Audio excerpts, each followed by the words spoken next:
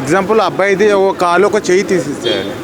ఇప్పుడు మా పాపను కూడా స్కూల్కి తోలేయాలంటే మాకు భయం వేస్తుంది. ఇక్కడ గవర్నమెంట్ స్కూల్ దగ్గర కూడా అలా మాకు భయం వేస్తుంది. అబ్బాయి చంపిండంటే షాక్ అయిపోయినాం. ఇంత చిన్న ఉన్న అబ్బాయి చాలా చంపిండంటే, అది బిల్డింగ్ మీదకి వెళ్ళి దుంకి చంపిండంటే చాలా అది ఉంది.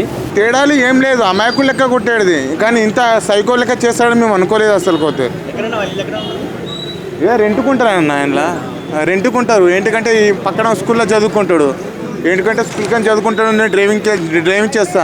ఏంటంటే గల్లీలో చూస్తాం మా అబ్బాయిని. అంటే అమాయకుడు లెక్కనే ఉంటాడు, కానీ ఇంత దారుణం ఇట్లా సైకో లెక్క చేస్తాడని మేము అనుకోలేము. అంటే అతను వచ్చింది ఏ సీసీ కెమెరాలో కూడా రికార్డు కాలేదు. అసలు ఎక్కడి నుంచి వచ్చాడు, ఏం జరిగింది అనేది ఒకసారి చెప్తారా? పైనుంచి దుంకినా అని చాలా మంది అంటున్నారు. నాకు కూడా కాన్ఫిడెన్స్ అదే చెప్తాను. నేను కూడా పైనుంచి దుంకినా, నేను కూడా అదే చెప్తున్నా. ఏంటంటే ఇప్పుడు మొబైల్లో ఏదో లెటర్ రాసుకొని పెట్టిందంటే వాళ్ళ ఫాదర్ కూడా ఉండొచ్చు, వాళ్ళ మమ్మీ కూడా ఉండొచ్చు.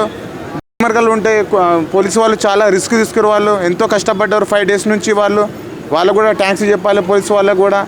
మరి అన్ని పోట్లు పొడిచినప్పుడు అతనికి అంటలేదా, లేకపోతే ఇంట్లోకి అదే షర్ట్ దాని అదే ప్యాంట్ కానీ వెళ్ళాడు కదా, మరి 4 days 5 days వరకు ఎందుకు ఇది ఇట్లా అయిపోయింది? అమ్మ నాన్న కూడా దాపెట్టారా, డ్రెస్సులు లేకపోయినా చేసారా, డాగ్ స్క్వాడ్ అక్కడ వెళ్ళలేదు.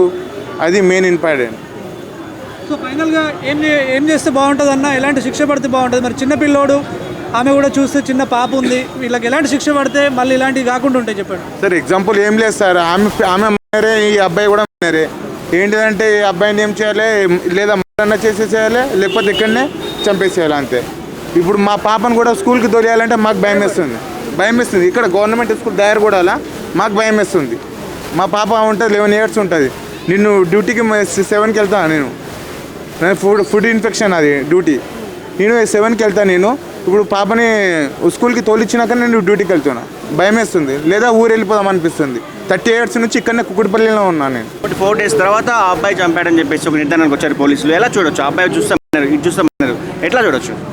అంటే ఇది చేయడం చాలా తప్పు. ఈ అబ్బాయి చేసిండు కాబట్టి ఈ ప్రకారంగా ఇంకోళ్ళు ఇట్లా చేస్తారు. దీన్ని బట్టి అంటే దీనికి తగిన శిక్ష వేయాలి ఈ అబ్బాయికి. ఇది చూసి ఇంకోళ్ళకి ఇట్లా నేర్చుకుంటారు. ఇది చాలా బాధాకరమైన విషయము. 4 days తర్వాత ఆ అబ్బాయి మీద మీరు ఎట్లా ఫస్ట్ ఎలా రియాక్ట్ అయ్యారు? ఫస్ట్ అబ్బాయి చంపడం, నేను ఆ అబ్బాయి చంపిండంటే షాక్ అయిపోయినాం. ఇంత చిన్న ఉన్న అబ్బాయి చాలా చంపిండంటే, అది బిల్డింగ్ మీదకి వెళ్ళి దుంకి చంపిండంటే చాలా అది ఉంది మాకు ఇట్లా.